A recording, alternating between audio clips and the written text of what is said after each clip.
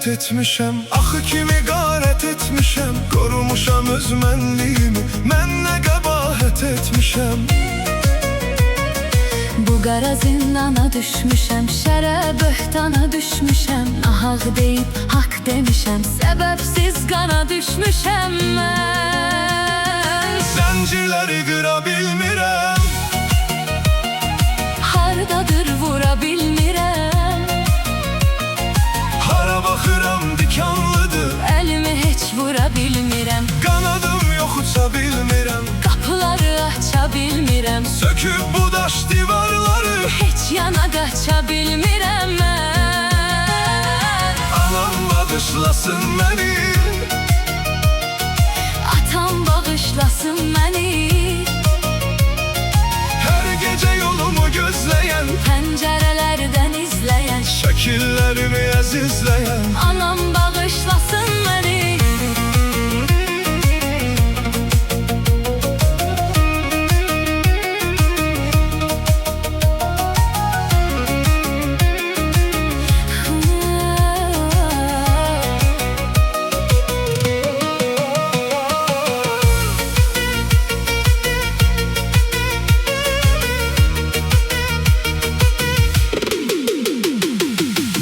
Xəbər çatıb mənə, qəmdə kədərdəyəm yenə. Evdə problem çoxalıb, ehtiyacları var mənə. Anam gözü yol üstədi, hər an qulağı səsdədi. Bilmirəm indi neyləyim, yazıq atam da xəstədir. Zəncirləri qıra bilmirəm, Hardadır vura bilmirəm.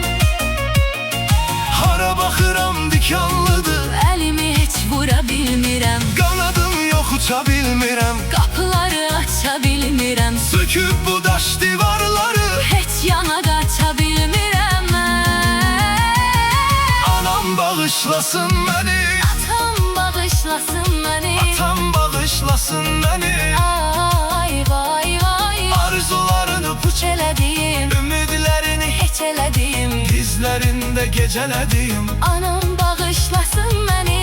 Anam bağışlasın məni, Vay vay, atam bağışlasın məni. Vay vay vay, hər gecə yolumu gözləyən, pəncərələrdən izləyən, şəkillərimi əzizləyən. anam